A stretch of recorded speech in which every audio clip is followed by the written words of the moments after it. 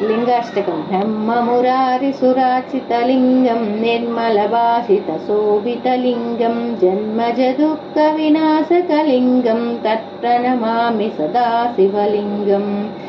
देवमुनिप्रवराचितलिङ्गं कामदहनकरुणाकरलिङ्गं रावणदर्पविनाशकलिङ्गं तत्प्रणमामि सदा शिवलिङ्गम्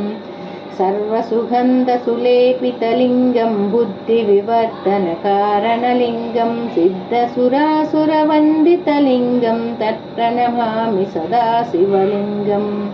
कनकमहामणिभूषितलिङ्गं पणिपतिवेष्टितशोभितलिङ्गं दक्षसुयज्ञविनाशकलिङ्गं तत्प्रणमामि सदा शिवलिङ्गं कुङ्कुमचन्दनलेपितलिङ्गं पङ्कजहारसुशोभितलिङ्गं सञ्चितपापविनाशनलिङ्गं तत्प्रणमामि सदा शिवलिङ्गं देवगणाचितसेवितलिङ्गं भावै भक्तिभिरेव च लिङ्गं दिनकरकोटिप्रभाकरलिङ्गं तत्प्रणमामि सदा शिवलिङ्गम् अष्टदलोपरिवेष्टितलिङ्गं सर्वसमुद्भवकारणलिङ्गम्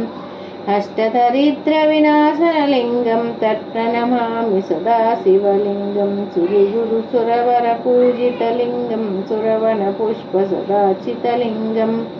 परमपदं परमात्मकलिङ्गं तत्प्रणमामि सदा शिवलिङ्गम् लिंगाष्टकं मिदं पुण्यं पठे शिवसन्निधौ सुलोकमोपूर्तिं शिवेन सामोदिते।